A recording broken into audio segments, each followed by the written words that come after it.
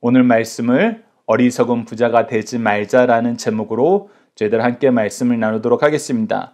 오늘 본문 말씀은 저희들이 크게 두 단락으로 나눠서 보고자 합니다. 첫 번째 단락은 13절에서 15절로 우리 편 되신 예수님은 왜 편들어 달라는 요청을 거절하셨나요?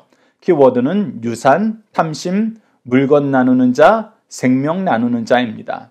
자, 여러분 키워드에서 이미 보셨겠지만 예수님은 우리 편이십니다. 그런데 이 편이 되셨을 때 우리의 무엇의 편이 되느냐? 탐심의 편이 되는 건 아닙니다. 도리어 생명의 편이 되십니다.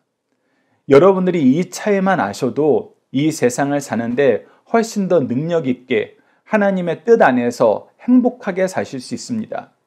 우리는 하나님께 나와서 기도할 때 때로는 그렇게 기도할 때가 있습니다. 내 바람을 들어주세요. 근데 내 바람이 나의 기준으로 세운 나의 바람인지 하나님의 기준으로 세운 나의 바람인지를 알아야 돼요. 우선 언어적인 표현에서 나의 바람입니다 라고 하면은 그것은 탐심이 될 가능성이 많아요. 그래서 저희들이 오늘 예배 찬양으로 주님의 뜻을 이루소서 찬양을 선택한 겁니다. 나의 뜻이, 나의 바람이 주님의 뜻일 때, 하나님의 뜻일 때 이것은 성취됩니다. 이것은 의를 이루어요. 이것은 생명으로 갑니다. 이것은 승리의 역사만 남습니다. 그런데 나의 뜻일 때에는 대부분이 죄를 짓는 곳으로 갑니다. 그리고 최종적으로는 하나님 원망하는 걸로 갑니다. 여러분들 오늘 본문 말씀에서도 그 내용이 나오는 겁니다. 자, 13절 말씀을 보십시오. 무리 중에 한 사람이 이르되 선생님 내 형을 명하여 유산을 나와 나누게 하소서 하니, 즉 이 사람은 무엇 때문에 예수님께 나온 거예요? 유산 때문에, 즉 물질 때문에 나온 거예요. 이 물질을 나누는 거에 있어서 그가 지금 예수님께 한탄하고 예수님한테 편들어 달라는 이유는 무엇이냐면 자기에게 억울한 점이 있는 거예요. 뭔가 잘 풀리지 않는 것이 있다는 것입니다. 이 부분에서 많은 신학자들이 이 당시의 문화와 역사를 연구하면서 우리에게 다양한 교훈을 줍니다. 그런데 우리가 이미 알고 있다시피 유대 족속에게는 이 유산 나누는 것에 대한 규례가 있어요. 그리고 이 규례 안에서 우리가 성경 속에서 찾아볼 수 있는 규례는 어떤 규례가 있냐면 아브라함이 사라를 잃고 난 다음에 후처를 들여서 여러 명의 아이를 낳았어요.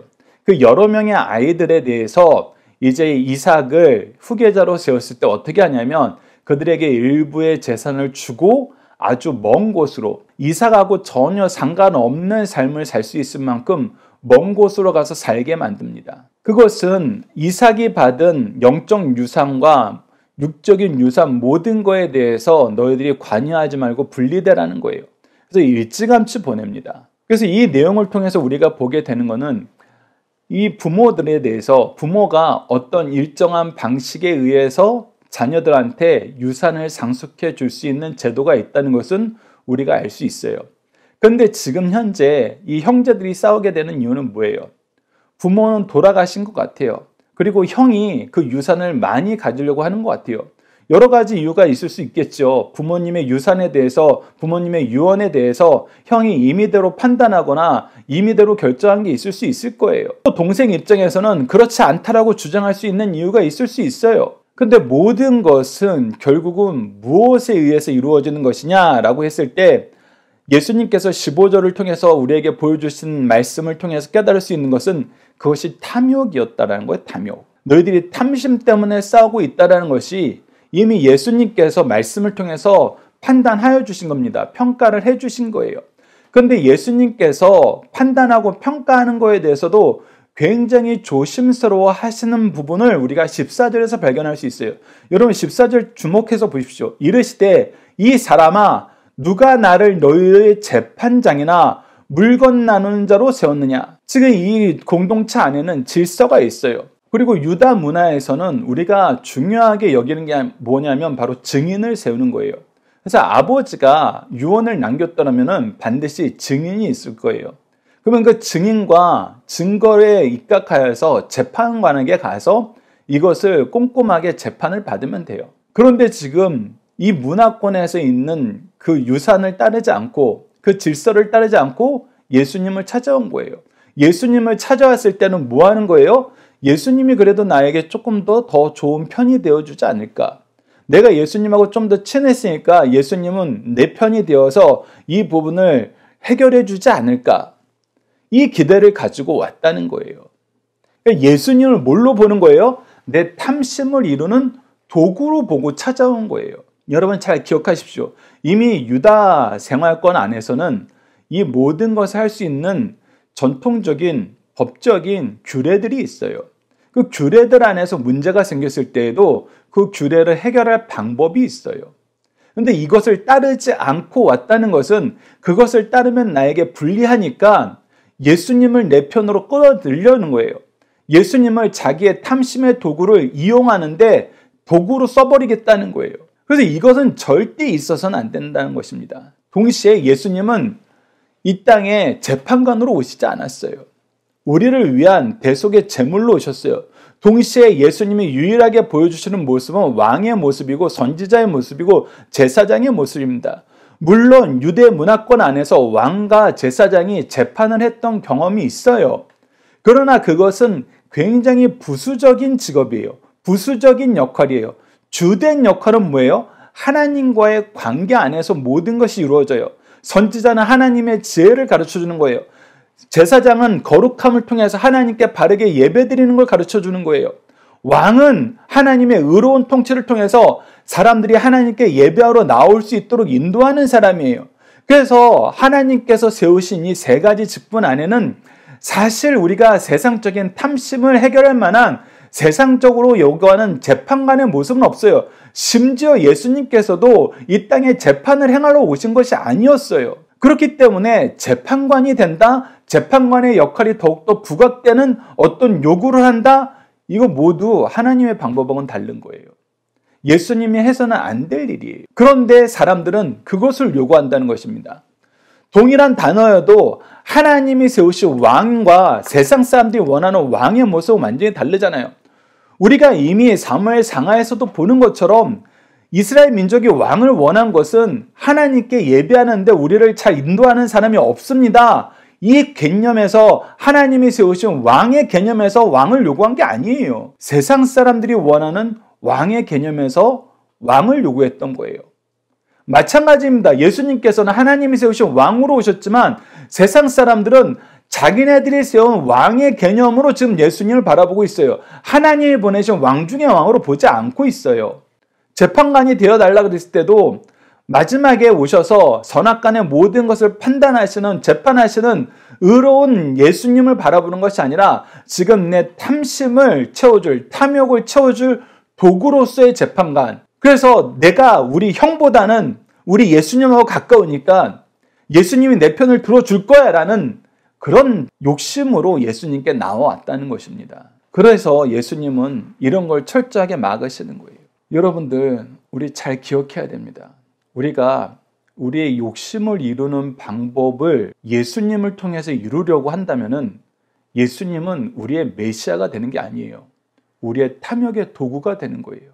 여러분들이 예배 드릴 때 내가 원하는 모든 것 들어주세요 하고 예배를 드린다면은 여러분들, 우리가 로마서 10장 2절에서 3절을 통해서 계속해서 확인하는 거지만 내 생각대로 하는 것은 결국은 하나님 앞에 범죄하는 것이 돼요. 하나님의 뜻을 모르고 하는 것은 결국은 나의 의를 이루려는 하나님의 의에 반대하는 반역이 되는 것을 우리가 이미 확인했었어요. 그런데 내가 하나님의 뜻은 전혀 생각하지 않고 하나님 내 기도 무조건 들어주셔야 돼요, 내 뜻 무조건 이루어 주셔야 돼요 하면서 헌금하고 예배드리는 건 뭐냐면은 하나님 내가 나쁜 짓 하는데, 내가 죄악을 짓는데 하나님 내 편 되어 줄 거죠? 주셔야 돼요. 이렇게 요구하는 것과 똑같다는 거예요. 이미 소선지서에서 하나님이 이런 류의 경고를 이스라엘 백성들에게 내리십니다. 너희들이 제사를 잘 드리고 나서 너희들이 하나님 앞에도 사람들 앞에서 의롭다고 여기는 거, 그걸 뭐와 같다? 저 나쁜 짓 하는데 하나님도 내 편 대주세요 하는 것 같다. 범죄한 자들이 저 헌금 많이 할 테니까 용서해 주세요 하는 것은 저 나쁜 짓 했는데 하나님 내 편 되어 줄 거죠? 나 헌금 많이 했어요 하는 것과 똑같다는 거예요. 탐심으로 하나님을 이용하려고 그랬을 땐 정말 어마무시한 죄를 짓는 것입니다, 여러분들. 근데 이렇게 신앙생활 하는 사람이 있다 없다? 있다. 이런 걸 기대하고 예수님을 찾아오는 사람이 있다 없다? 있다. 그렇기 때문에 예수님이 오늘 본문 말씀을 주신 거예요. 우리가 오늘 본문 말씀을 주목해서 봐야 되는 것입니다. 그래서 15절 먼저 봅시다. 그들에게 이르시되 상가 모든 탐심을 물리치라. 사람의 생명이 그 소유에 넉넉한 데 있지 않느니라. 자, 너희들이 생명 나누는 자가 돼야지. 물건 나누는 자로 탐심으로 살아서는 생명 나누는 것과 전혀 관계없는 삶을 살게 된다. 이 말씀을 하시고 우리가 두 번째 단락 16절에서 21절에 예수님께서 한 예를 들어주시는 것입니다. 자, 두 번째 단락에 넘어가기 전에 우리 함께 묵상할 말씀을 통해서 지금 우리가 같이 묵상한 말씀 좀 더 깊이 있게 보도록 하겠습니다. 골로새서 3장 5절을 보시죠. 그러므로 땅에 있는 지체를 죽이라. 곧 음란과 부정과 사욕과 악한 정욕과 탐심이니 탐심은 무엇이다? 우상 숭배니라. 욕심을 가지고 하나님께 나오고 욕심을 이루기 위한 도구로 예수님을 하나님을 이용하려고 하는 것은 교회를 이용하려고 하는 것은 예배를 이용하려고 하는 것은 여러분 이것은 무엇이다? 우상 숭배다. 여러분 이 우상 숭배라는 말에 정말 다양한 의미가 내포되어 있습니다. 우선 너희들은 하나님 믿는 거 아니다. 물질의 우상을 섬기는 거다. 이것이 첫 번째 의미예요. 가장 쉬운 의미죠. 두 번째는 뭐냐면 너희들이 이름만 내 이름 붙이고 너희들이 다른 우상을 만들어서 그것을 하나님으로 여기고 있다. 이것은 무엇과 같아요? 이스라엘 민족이 광야에서 모세가 하나님 말씀 들으러 올라갔는데 하도 안 내려오니까 아론한테 찾아가서 우리를 위해서 신을 만들어 달라 그래요. 근데 그 신을 송아지 모양으로 만들고 뭐라고 불러요? 이것이 우리를 애굽에서 인도해낸 여호와다라고 불러요. 왜 이것이 얼마나 악한 일인지 하나님께서 정말 강하게 심판을 하십니다. 강하게 책망을 하세요. 모세가 기겁을 합니다. 그 기겁을 한 내용 중에 뭐가 있었어요? 이미 십계명에 하나님이 이러한 죄가 이를 줄 알고 어떤 형상으로도 하나님을 만들지 말라. 우상 만들지 말라. 너희들이 하는 일이 하나님을 하나님으로 섬기는 것이 아니라 너희들이 원하는 모습으로 만들고 너희들이 원하는 것을 들어주는 그냥 도깨비 방망이처럼 여기고 있다. 근데 그게 나란다. 그게 나란다. 여러분도 우리가 세상에서 우리에 대해서 악담하는 사람들만 봐도 얼마나 속상하고 괴롭습니까? 근데 전혀 이상한 모습을 만들어서 그게 나라고 얘기해봐요. 기가 막힐 노릇이죠. 근데 우리가 우상을 만드는 건 바로 그런 거라는 거예요. 하나님을 내 탐심에 이용하는 건 바로 그런 거라는 거예요. 하나님 얼마나 기가 막히겠습니까? 그리고 나서 세상 사람들한테 얘기해요. 하나님 잘 믿으면 하나님이 원하는 거 다 들어줘. 아, 이거 미치겠는 거죠. 안 되는 거예요, 여러분들. 정말 큰일 나는 겁니다. 도리어 우리가 생명 나누는 삶을 살아야 돼요. 생명 나누는 삶을 살면은 우리가 이 탐심에서 자유로워져요. 우리가 어제 말씀을 통해서도 우리가 죄악에 매몰되어서 그것을 해결하기 위해서라도 매몰되면은 우리가 하나님의 뜻하고는 점점 멀어지는 삶을 살아요. 우리의 눈을 완전히 하나님의 뜻으로 바꿔야 돼요. 그랬을 때 우리가 어떤 삶을 살 수 있느냐? 빌립보서 4장 11절에서 12절 말씀을 우리가 경험하게 됩니다. 내가 궁핍함으로 말하는 것이 아니니라. 어떠한 형편에든지 나는 자족하기를 배웠노라. 나는 비천에 처할 줄도 알고 풍부에 처할 줄도 알아. 모든 일 곧 배부름과 배고픔과 풍부와 궁핍에도 처할 줄 아는 일체의 비결을 배웠노라. 여러분 이것은 무엇이냐면 나는 어떤 상황에서도 괜찮아 이게 아니에요. 여러분들 괜찮을 수가 없죠. 사실 괜찮을 수가 없어요. 근데 이 말씀은 뭐냐면 이런 형편에서도 내가 무엇을 하더라? 하나님의 뜻을 이루더라. 이런 형편에서도 하나님은 나를 통해서 하나님의 뜻을 이루게 만드시더라. 그러니까 내가 어떤 환경에 있더라도 괜찮아가 아니라 어떤 환경에 있더라도 나는 하나님의 뜻을 이루는 삶을 살게 되더라. 이것이 하나님이 우리에게 주신 능력이고 바로 자족하는 비결이다. 일체의 비결이라는 거예요. 그래서 내가 더 있고 덜 있고 이거는 전혀 중요하지 않더라는 거예요. 어떻게든 하나님의 뜻을 이루게 하시더라. 이 내용을 기억하시면서 여러분 두 번째 단락을 보시기 바랍니다. 16절에서 21절입니다. 탐심이 세상에 대한 부요를 향한 것이라면 하나님에 대한 부요를 바라는 것은 무엇인가요? 우리가 이거를 알아야 돼요. 이거를. 키워드는 풍성, 곡감, 평안, 영혼, 하나님에 대한 부요입니다. 자, 16절 보시죠. 이제 예수님께서 이 탐심에 대해서 고쳐주시기 위해서 탐심을 이루기 위해서 하나님을, 예수님을, 교회를, 예배를, 기도를 이용하는 것을 막기 위해서 이 예를 들어주셨어요. 자, 16절 보시죠. 또 비유로 그들에게 말하여 이르시되 한 부자가 그 밭에 소출이 풍성하며, 여러분 우선 소출이 풍성해졌다는 것에 여러분들 별표를 치십시오. 소출이 풍성하여질 수 있는 것은 고대 사회는 더 그랬지만 어느 시대건 하나님이 주신 축복을 뜻해요.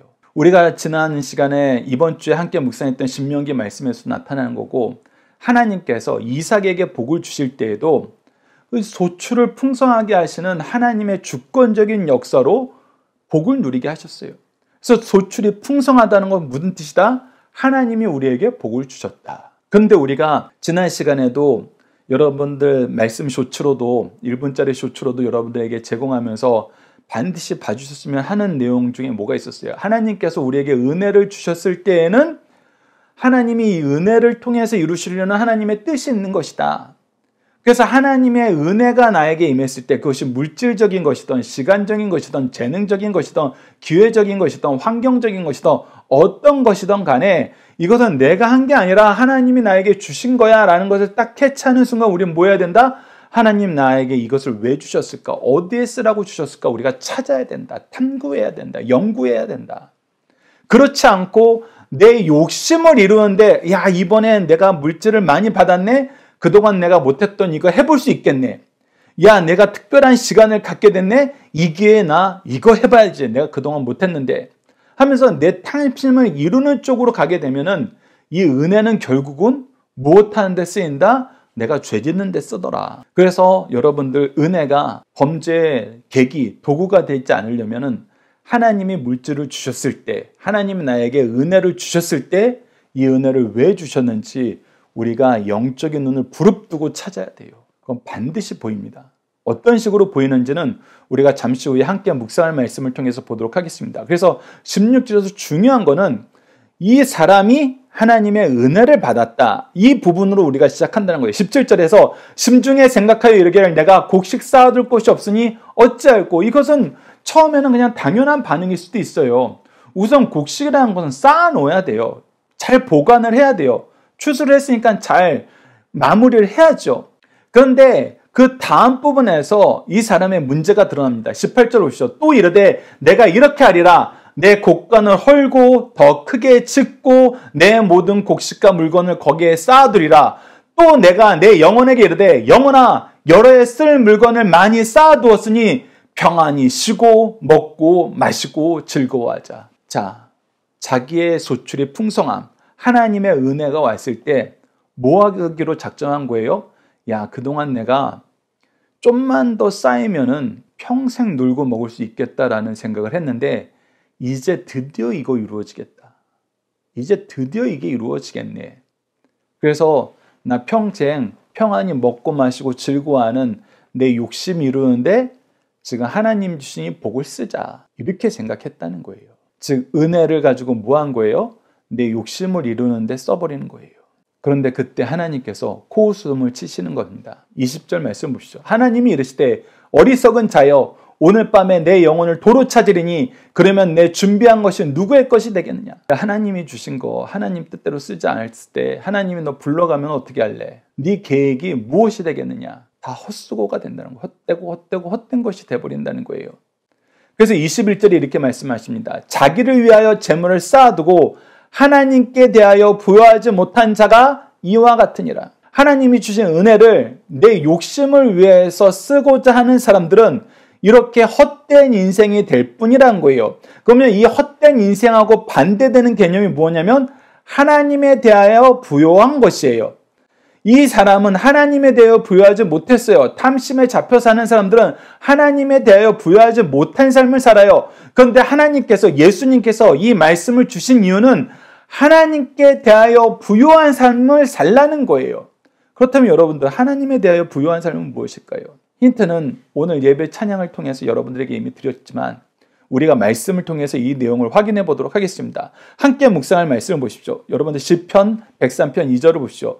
내 영혼아 여호와를 송축하며 그의 모든 은택을 잊지 말지어다. 우선 하나님 중심으로 생각해야 돼요. 나에게 주시는 분도 걷어가시는 분도 하나님이신데 하나님이 그동안 나에게 은혜를 주셨을 때는 하나님의 뜻이 있었어. 하나님, 저에게 이것을 왜 주신 겁니까?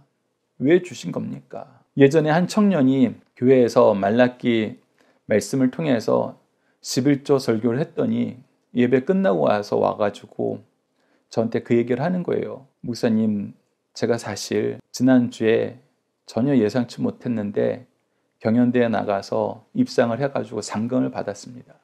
그래서 이 상금을 받은 것으로 내가 무엇을 할까 이런저런 계획을 세우고 있었는데 오늘 목사님 설교를 듣고 나서 제가 쓸 곳을 찾았습니다. 하나님의 뜻을 이루는 데 쓰겠습니다.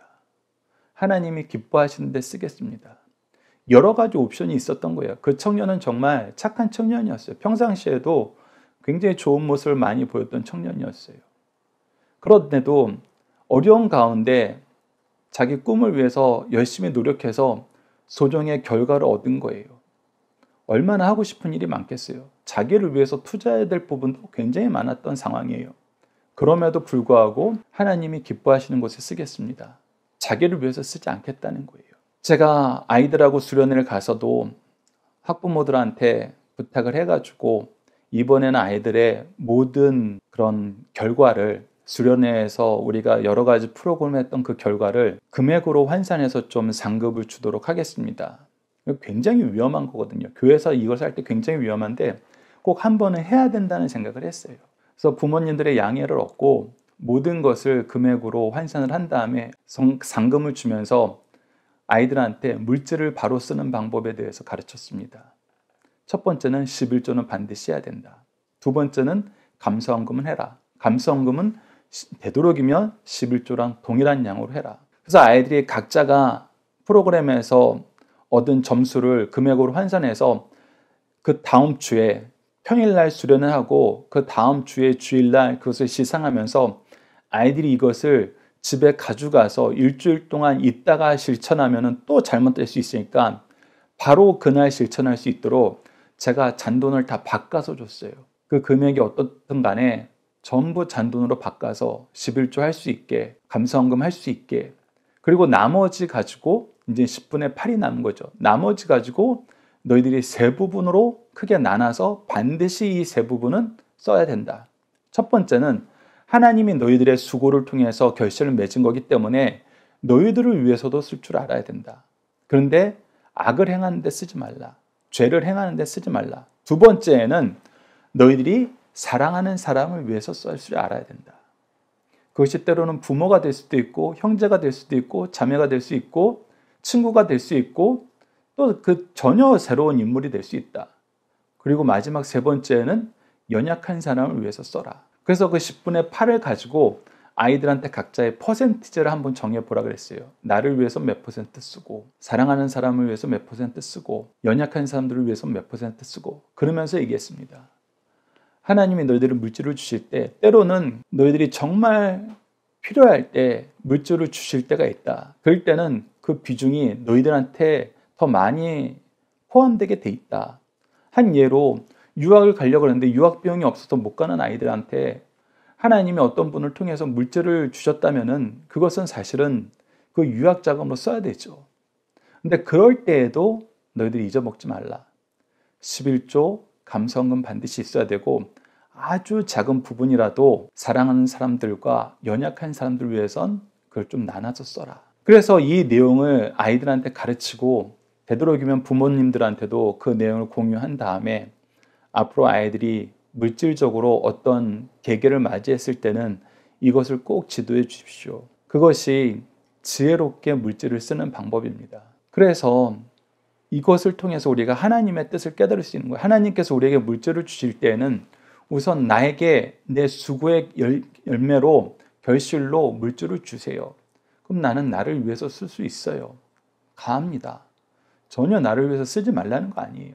그러나 동시에 하나님이 나에게 물질을 더 주셨을 때에는 분명히 있어요. 하나님의 뜻이 분명히 있습니다. 특히 내가 사랑하는 사람과 연약한 사람들을 위해서 쓰라는 이 뜻은 항상 있어요. 우리가 부모가 됐다는 것은 우리를 통해서 자녀를 축복하시려는 하나님의 계획이 있는 거예요. 우리가 사랑하는 사람들을 하나님이 나를 통해서 먹이실 때가 있어요. 그래서 당연히 사랑하는 사람을 위해서 써야 되죠. 하지만 궁극적으로 가장 좋은 거는 연약한 사람을 위해 쓰는 것입니다. 잠언 14장 31절 보십시오. 가난한 사람을 학대하는 자는 그를 지으신 이를 멸시하는 자요, 궁핍한 사람을 불쌍히 여기는 자는 주를 공경하는 자니라. 무엇이라는 거예요? 가난한 자에게 쓰는 것이 하나님의 뜻을 이루는 거라는 거예요. 그것이 하나님의 뜻을 우리가 받드는 거라는 거예요. 그래서 하나님을 공경한다는 표현을 쓰는 것입니다. 그런데 학대하는 자는 하나님을 멸시한다는 거예요. 하나님을 멸시하는 거란 겁니다. 계속해서 잠언 19장 17절을 보시죠. 가난한 자를 불쌍히 여기는 것은 여호와께 꾸어드리는 것이니 그의 선한을 그에게 갚아주시라. 도리어 이제 하나님이 나에게 은혜로 주신 것들인데, 시간도 물질도 재능도, 근데 내가 이것을 하나님의 기뻐하시는 뜻 안에서 가난한 자를 위해서 썼어요. 그런데 하나님이 이것을 어느 정도까지 평가해 주시는 거예요? 야, 네가 나한테 꾸어줬다. 내가 너한테 빚졌다. 여러분, 하나님은 이렇게 넉넉한 하나님이세요. 은혜가 한이 없는 분이에요. 아니, 잘 썼다. 이 정도로도 정말 황송한데, 야, 내가 너한테 빚졌다. 이렇게 해주시는 거예요. 얼마나 놀라운 말씀입니까? 마태복음 6장 20절도 보시죠. 오직 너희를 위하여 보물을 하늘에 쌓아두라. 거기는 좀이나 동록이 해하지 못하며 도둑이 구멍을 뚫지도 못하고 도둑질도 못하느니라. 그래서 이것은 하나님께 쌓아두는 것이다. 하나님께 적립하는 것이다. 우리가 금융생활을 좀 많이 하다 보면은 여러분들, 금융 쪽에 능력 있는 사람한테 우리 자산을 맡기는 경우가 있잖아요. 왜?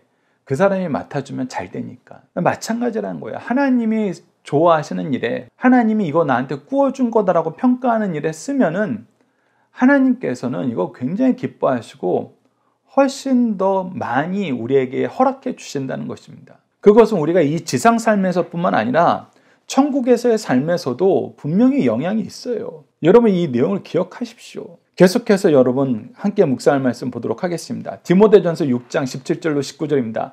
내가 이 시대에 부한 자들을 명하여 마음을 높이지 말고 정함이 없는 재물에 소망을 두지 말고 오직 우리에게 모든 것을 후히 주사 누리게 하시는 하나님께 두며 선을 행하고 선한 사업을 많이 하고 나누어 주기를 좋아하며 너그러운 자 되게 하라 얘기하십니다. 탐욕을 버리고 나누어 주고 선한 사업하고 너그러운 자가 되래요. 그것이 무엇이다? 이것이 장래의 자기를 위하여 좋은 터를 쌓아 참된 생명을 취하는 것이니라. 이것이 하나님이 주시는 참된 생명의 길이란 거예요. 능력의 길이란 겁니다. 야고보서 2장 5절도 보시죠. 내 사랑하는 형제들아 들을지어다. 하나님이 세상에서 가난한 자를 택하사 믿음에 부요하게 하시고 또 자기를 사랑하는 자들에게 약속하신 나라를 상속으로 받게 하지 아니하셨느냐. 우리가 연약할 때 도리어 하나님의 뜻을 쫓고 하나님의 믿음에 대하여 부요한 자가 되었을 때도 우리가 받은 상급이 컸다는 거예요. 그랬을 때 여러분들, 우리가 많이 가졌을 때 우리가 믿음을 쫓는 삶, 하나님의 은혜를 바르게 사용하는 삶을 살면은 얼마나 하나님께서 우리에게 더 많은 것으로 채워주시겠냐는 것입니다. 저는 사실 더 많은 것으로 채워주시다는 이 표현도 무서워요. 왜? 이것도 자기식대로 해석을 하거든요. 야, 그러면 나는 더 부자가 되는 거야? 아니, 여러분들, 얼마나 많이 가졌다는 것을 하나님은 중요하게 여기지 않으신다니까요. 하나님의 기준으로, 우리 기준으로 삼으세요. 그래서 부요한 것이 정말 참된 부요와 거짓된 부요가 있다는 것입니다. 예수님의 말씀대로 하나님 앞에서 부요한 자는 생명을 살려요. 그 생명에 대해서 부요한 자가 되라는 거예요. 물질에 대한 부요는 하나님 앞에서는 아무런 차이도 안 나요. 무한정의 물질을 가지고 계신 분이에요. 온 우주를 소유하신 분이에요. 여기에 이 지구상에서 조금 더 가졌고 조금 덜 가졌고 그것은 하나님 앞에는 아무것도 아니에요. 있으나 마나한 차이예요. 그런데 하나님은 무슨 기준은 가장 큰 기준이라고 얘기해요? 생명을 나누는 기준은 가장 큰 기준이라고 얘기해요. 악인 하나가 회개하는 것이 의인 99명보다 더 기쁜 거예요. 그래서 우리는 어떤 삶을 사냐? 고린도후서 8장 14절과 같은 삶을 사는 것입니다. 이제 너희의 넉넉한 것으로 그들의 부족한 것을 보충함은 후에 그들의 넉넉한 것으로 너희의 부족한 것을 보충하여 균등하게 하려 합니다. 저희들이 이 말씀을 할 때 이것을 물질로 한정시켜 놓지 않습니다. 박효일 목사님이 봉헌 기도를 할 때 우리에게 주신 시간과 재능과 물질, 이 세 가지 요소를 항상 강조해서 얘기하세요. 왜? 그래야 되니까. 하나님이 항상 물질로 우리를 부유하게 하신 거 아니에요. 우리에게 시간의 여유로 시간의 부여를 주실 때가 있어요. 재능을 주셔서 재능의 부여로 하나님의 일을 하실 때가 있어요. 그러니 물질로만 치환시키면 안 돼요. 자본주의 사회에서는 물질이 가장 쉬워요. 하지만 우리는 그래서는 안 돼요. 그러면 헷갈려요. 그러면은 나에게는 아무것도 안 준 것 같아요. 근데 사실 주셨어요. 근데 사실 무엇을 주셨느냐 했을 때 가장 기본적으로 우리가 생각할 수 있는 세 가지 영역이 시간과 재능과 물질이에요. 이 부분은 우리가 금요 기도회 때 우리가 고백하는 것 중에 여러분들께 예배 시간마다 소개해드렸던 봉헌기도 내용을 가지고 저희들 성경적으로 확인하는 시간 가질 겁니다. 오늘부터 그 설교가 올라가니 여러분들 그 부분도 참조해 보시고 고린도후서 8장 14절 말씀 주목해서 보세요. 하나님을 향하여 부여한 것은 하나님이 나에게 주신 시간과 재능과 물질 가운데 다른 사람보다 더 받은 게 있으면 그걸로 나누는 삶을 사는 거예요. 그것으로 생명 살리는 일을 하는 겁니다. 이것이 그리스도인들의 삶이에요. 이것이 하나님에 대하여 부유한 삶인 것입니다. 생명 살리는데 나에게 주신 거, 특히 나에게 더 주신 거 쓰는 거. 그런 것이 바로 생명을 나누는 삶이라는 거예요. 욕심으로 사는 삶 사지 마시고 생명을 나누는 삶 사십시오. 자, 중심사상 하나씩 보도록 하겠습니다. 첫 번째, 탐심을 버리고 주 안에서 자족하는 삶을 살자. 주님은 상가 모든 탐심을 물리치라. 사람의 생명이 참 생명과 참 삶이 그 소위에 넉넉한 데 있지 아니하니라고 말씀하셨어요. 탐심만큼 보편화된 죄악은 없습니다. 모든 죄악의 원인을 추적해 들어가면 근본 원인은 탐심에 있어요. 그래서 십계명 마지막에 내 이웃에 대하여 탐하지 말라, 내 이웃을 탐하지 말라라는 이 내용은 무엇이냐면 바로 탐심을 주의해 주는 것이고, 이 탐심이 모든 악의 근원임을 우리에게 가르쳐 주는 것입니다. 자, 두 번째 중심사상 봅시다. 하나님 없는 세상 부자의 어리석음을 지적해주고 있습니다. 하나님 없는 어리석은 부자는 자신의 생명과 재산을 내가 이렇게 하리라고 말할 뿐 아니라 실제 그렇게 할 수 있다고 생각했어요. 그러나 하나님은 그를 향하여 어리석은 자여 오늘 밤에 내 영혼을 도로 찾으리니 그러면 내 준비한 것이 누구의 것이 되겠느냐라고 하시며 그 어리석음을 책망하십니다. 그래도 수많은 사람들은 이 질문에 관심을 두지 않고 재물을 쌓고 쓰기에 여념이 없어요. 하지만 내세의 삶에 들어가면 하나님 없는 세상 모든 것은 허무할 뿐이 아니라 유죄의 증거가 됨을 알아야 됩니다. 그리고 세상에서 순간적인 삶을 위하여 얼마나 어리석은 짓을 했는지 후회하게 되지만 이미 시간은 늦었다는 것입니다. 마지막 세 번째입니다. 하나님에 대하여 부여한 자가 참된 제자란 겁니다. 하나님에 대하여 부여한 자가 됩시다. 왜냐하면 그것은 내세를 준비하는 것이 되기 때문입니다. 참된 지혜는 땅의 보화를 쌓아두는 것이 아니라 천국의 보화를 쌓아두는 것입니다. 성경은 하나님에 대하여 부여한 자를 어떻게 가르치고 있습니까? 보물을 하늘에 쌓아두고 즉 주신 물질을 하나님의 뜻대로 사용하고 어려운 사람을 도울 것으로 가르쳐주고 있습니다. 여러분 이 내용 잘 기억하시면서 우리는 우리에게 주신 시간과 재능과 물질로 생명 살리는 일을 합시다. 자, 자녀들과 함께하는 기도 훈련 내용을 통해서 함께 기도하도록 하겠습니다. 은혜 위에 은혜를 더하시고 우리를 은혜의 일꾼으로 부르신 하나님, 우리에게 은사와 직분과 사명을 주시고 미리 주신 시간과 재능과 물질을 통해서 연약한 영혼을 돌보며 그리스도의 생명을 전하는 삶을 살게 하심을 감사합니다. 우리가 돌보아야 할 영혼들이 우리 가정을 넘어 교회를 넘어 이 나라를 넘어 아직도 너무 많은데 우리가 가정 안에서 교회 안에서 우리 나라 안에서만 머물며 서로의 평안만 생각함을 용서해 주소서. 우리가 먼저 연약한 자를 도울 때 그들도 하나님께서 더 주신 것으로 우리의 연약함을 돌보며 서로가 축복의 통로가 되도록 인도하신 하나님, 이제 우리가 함께 더 연약한 이웃을 찾아 돌보며 더 큰 축복의 통로, 은혜의 통로가 되게 하시고 더 놀라운 축복과 은혜의 공동체가 하나님의 구속의 역사 속에서 열매 맺을 수 있도록 도와주소서. 예수님 이름으로 기도드립니다. 아멘.